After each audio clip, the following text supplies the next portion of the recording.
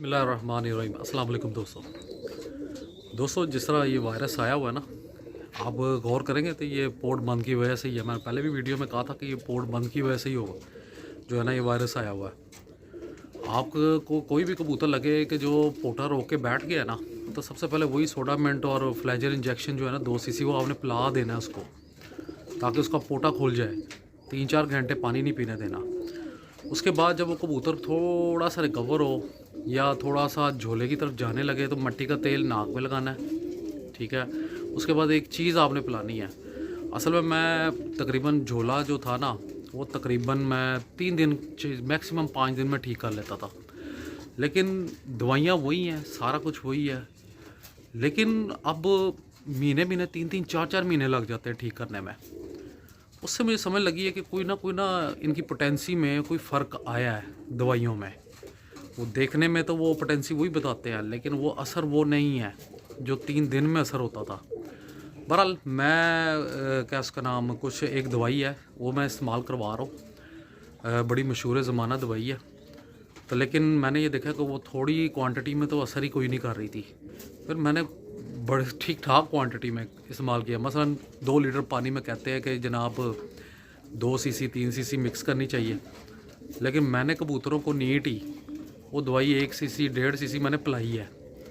उससे बहुत जल्दी रिकवर हुआ है, बहुत जल्दी रिकवर हुआ है। मैं आपको वो दवाई दिखाता हूँ और मैं कबूतर भी दिखाता हूँ। मेरे पास एक उमर था, उसको हुआ था। वो वैसे ही मैं लाया था सेल परचेज़ के लिए। पहले तो मैं सोच रहा था कि इनको जो है ना अंडे बच्चों के लिए ज़्यादा इस्तेमाल होते हैं, उमर अच्छे बच्चे पाल लेते हैं। लेकिन फिर बाद में मैं ज़रा सेल परचेज़ की तरफ चला गया। तो ये है कि मैं आपको कबूतर दिखाता हूँ। वो उसका यही हुआ था, पोर्ट बंद हुआ था। उसके बाद जो है ना वो झोले की हल्की सी शिकायत हुई, मैंने फ़ौरन पकड़ लिया। पहले मैंने उसका पोर्ट का इलाज किया, क्योंकि देखिए मेडिसिन आपने जब भी पिलानी है ना, पोर्ट बंद होगा तो मेडिसिन भी असर नहीं करेगी। तो ये है कि पहले पोर्ट खोलना होता है, उसके बाद जाके मेडिसिन। ज़्यादा बात पोर्ट चलेगा तो मेडिसिन असर करेगी ना। पर मैं आपको मेडिसिन दिखाता हूँ जी। ये एमी वाइकॉम है, ठीक है। ये मैंने 1-1 सीसी बल्कि 2-2 सीसी भी पिलाया है। ये आप देख लें, ये आम हर जगह से मिल जाती है एमी वाइकॉम, ठीक है। अब मैं आपको कबूतर भी दिखाता हूँ जो मैंने ठीक किया है। ले जी, ये वाला उमर था। अभी भी इसको हल्की सी शिकायत है, लेकिन ये बच गया। अब ये दाना भी खा रहा है, पानी भी पी रहा है, और इंशाल्लाह ऐसा ठीक हो जाएगा। मैं रोज़ाना इसको रात के वक्त जो है ना, ये जो है ना एमी वाइकॉम 2 सीसी इसको पिलाता हूँ, क्योंकि उमर है, बड़ा साइज़ है इसका, तो काफ़ी हद तक बेहतर हो गया। ये तो मरने पे आ गया था।